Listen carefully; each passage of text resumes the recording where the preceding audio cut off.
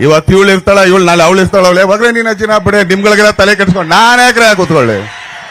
ಅಹಂಕಾರಿ ನಟ ಅಂತ ಹೇಳ್ಬೋದು, ದುರಹಂಕಾರಿ, ಕನ್ನಡದ ದುರಹಂಕಾರಿ. ನಮ್ಮ ಕನ್ನಡ ಚಲನಚಿತ್ರ 5 ವರ್ಷದಲ್ಲಿ ಇಡೀ ಪ್ರಪಂಚ, ಬುರ್ಜ್ ಖಲೀಫಾ ಒಂದು ಕಟ್ಟಡದಲ್ಲಿ ನಮ್ಮ ಕನ್ನಡ ಬಾವುಟ ಆರುತ್ತೆ ಅಂದರೆ ಇಡೀ ಪ್ರಪಂಚ ಕನ್ನಡದವ್ರು ನೋಡ್ತಾ ಇದ್ದಾರೆ, ಕರ್ನಾಟಕ ನೋಡ್ತಾ ಇದ್ದಾರೆ. ಅಂದಮೇಲೆ ದರ್ಶನ್ ಅವ್ರು ಹೇಗಿರಬೇಕು, ಅವ್ರ ನಡವಳಿಕೆ ಹೇಗಿರಬೇಕು, ಅಭಿಮಾನಿಗಳು ನೋಡ್ತಾ ಇರ್ತಾರೆ ಈ ಮನುಷ್ಯನ ಪೂಜೆ ಮಾಡೋಂಥ ಅಭಿಮಾನಿಗಳು ಹೇಗೆ ನಡ್ಕೋಬೇಕು, ಸಮಾಜದಲ್ಲಿ ಹೇಗೆ ನಡೀಬೇಕು. ಈಗ ಈ ವ್ಯಕ್ತಿಗೆ ನಾವು ಈ ಪದನ ಬಳಸಿ ಈ ರೀತಿ ನಾವು ಆ ಮನುಷ್ಯನಿಗೆ ಪ್ರಶ್ನೆ ಮಾಡಿಲ್ಲ ಅಂತಾದರೆ ಇಡೀ ರಾಜ್ಯದಲ್ಲಿ ಎಲ್ಲೂ ಕೋಟ್ಯಾಂತರ ಅಭಿಮಾನಿಗಳಿದ್ದಾರೆ. ಆ ಕೋಟ್ಯಾಂತರ ಅಭಿಮಾನಿಗಳ ಕಥೆ ಏನಾಗಬೇಕು?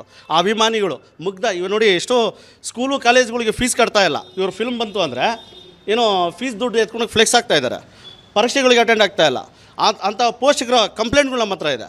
ಹೀಗಾದರೆ ಸಮಾಜನ ಇವ್ರ ಅಭಿಮಾನಿಗಳನ್ನ ಎಲ್ಲಿ ಕರ್ಕೊಂಡು ಹೋಗ್ತಾರೆ? ಯಾವ ಥರ ಇವರು ದಾರಿ ತಪ್ಪಿದ ಮಗ ಇವರಾಗಿದ್ದು ಅಲ್ಲದೆ ಇವ್ರ ಅಭಿಮಾನಿಗಳು ಸಮೇತ ದಾರಿ ತಪ್ಪಿದ ಮಗ, ದಾರಿ ತಪ್ಪಿಸುವಂಥ ಕೆಲಸ ಏನಕ್ಕೆ ಮಾಡಬೇಕು ಅನ್ನೋದು ನನ್ನ ಪ್ರಶ್ನೆ.